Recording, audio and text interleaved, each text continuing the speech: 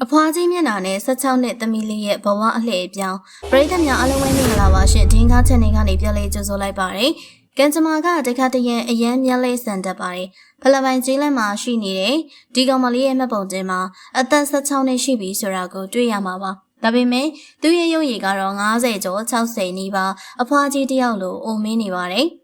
ဒီကောင်မလေးရဲ့နှုတ်ပြတဲ့ຫນွေဦးခရီးစဉ်ကရင့်ရော်တဲ့စောင်းအိုရာသီနဲ့အစားထိုးခံလိုက်ရတယ်လို့ပါပဲဒီကောင်မလေးရဲ့နာမည်ကရီဇယ်လို့ခေါ်ပါတယ်မိဘတွေကလည်းတာမန်လက်လုံလက်စားတွေပါပဲငယ်ဘဝဖြတ်သန်းမှုကလည်းပုံမှန်ပါအပြိုပဝင်တဲ့အချိန်တည့်ရွက်ကြွေတိုင်းစိတ်ကစားတတ်တဲ့အချိန်လောကကြီးကိုစူးစမ်းလို့စိတ်ပြင်းပြတဲ့အချိန်မှာပဲကောင်မလေးအတွက်အကန့်ဆိုးမှုတစ်ခုကမဖိတ်ခေါ်ပဲရောက်လာခဲ့တာပါ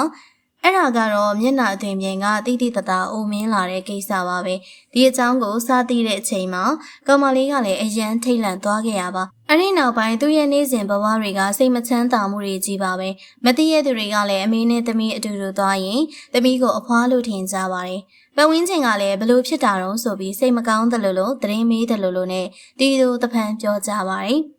ကျေးလက်နယ်ဘက်ဖြစ်တဲ့အတွက်ဒီလိုကိစ္စကရှားပါယောဂတစ်မျိုးကြောင့်လို့မထင်ပဲကျိန်စာကြောင့်လို့ကောင်မလေးကကန်ဆိုးတဲ့လို့ပြောကြတာပါဒီကိစ္စက16နှစ်သမီးကောင်မလေးအတွက်တော့ဖြေမစင်နိုင်စရာဖြစ်ခဲ့ပါတယ်သူရဲ့တခုတည်းတော့မျောလင်းချက်ကတော့စေကူတာနိုင်ဖို့ပါပဲအဲ့ဒါကြောင့်စေယုံစေကန်းတွေကိုလည်းသွားပြခဲ့ပါတယ်ဒါပေမဲ့ဖလက်ပိုင်းကဆရာဝန်တွေကဒီကောင်မလေးရဲ့အခြေအနေကိုပြောင်းလဲဖို့မတတ်နိုင်ခဲ့ပါဘူးနိုင်ငံရဲ့ချားမှာတော့ရောက်ကူသားဖို့ပဲတိုက်တွန်းနိုင်ခဲ့ကြတာပါအဲ့ဒီလောက်ကျတော့လေကောင်မလေးရဲ့မိဘတွေကမတက်နိုင်ပါဘူးတကယ်ဆိုရင်ကောင်မလေးကအပြိုပေါ်မဝင်ခင်အထိထူးထူးခြားခြားလက္ခဏာတွေမပြခဲ့ပါဘူးငယ်ငယ်တုန်းကဆိုရင်လေကျောင်းပွဲတွေမှာလှလှပပအဝေးစားပြီးတော့ပါဝင်ဆင်နွှဲခဲ့တာပါဒီလိုကံကြမ္မာဆိုးကြီးသူ့စီရောက်လာမယ်လို့လည်းမထင်ထားခဲ့ပါဘူးတခြားဆယ်ကျော်သက်တွေလိုပဲလူငယ်ဘဝကိုရင်ခုန်စိတ်လှုပ်ရှားနေခဲ့ရပါ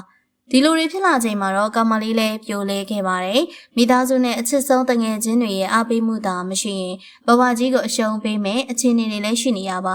မိဘတွေကတော့ကောင်မလေးကိုစိတ်အားမငယ်ရအောင်စူးစမ်းကြပါတယ်ဒါပေမဲ့ကာယကံရှင်ရဲ့ဝမ်းနည်းမှုတွေပျောက်ကွယ်ဖို့ကတော့လွယ်ကူနေတာမဟုတ်ပါဘူးကောင်မလေးကဒီလိုပုံစံကြီးနဲ့လူတော်လည်းမတိုးကျင်တော့ပါဘူး။ဒါကြောင့်အိမ်တွင်းပုံမဲ့လုပ်နေတာပါ။ဒီလိုတွေဖြတ်တန်းနေပေမဲ့ခံစားရတဲ့ဝေဒနာကတော့တက်တာသွားခဲ့တာမဟုတ်ပါဘူး။ကောင်မလေးကအဲ့ဒီဝေဒနာတွေကိုကြာရှည်မခံစားကျင်တော့ပါဘူး။ဒါကြောင့်သူ့ဘဝကိုအလေးနဲ့ထားပြီးတော့သုံးသပ်ပါတယ်။ပြီးတော့လုံးသိတဲ့ကိစ္စကိုခရဲရဲဆုံးဖြတ်လိုက်တာပါ။ဒါကတော့သူ့ရဲ့အကြောင်းကိုလူသိရှင်ကြားဖြစ်အောင်ထုတ်ဖော်ဖို့ပါ။ကောင်မလေးကအရင်လိုပုံကွယ်မနေတော့ပါဘူးသူ့ရဲ့အဖြစ်ကိုလူတွေသိအောင်ပြသခဲ့ပါတယ်နောက်တော့သတင်းဌာနတွေကပါကောင်မလေးရဲ့အကြောင်းကိုလာမေးကြပါတယ်ဒီအကြောင်းတွေကိုတနိုင်ငံလုံးကလည်းသိသွားကြတာပါဒီအချိန်မှာတော့အားပေးစကားမြောက်များစွာရောက်လာခဲ့တယ်လို့ကုညီပေးမဲ့သူတွေကလည်းပေါ်လာပါတယ်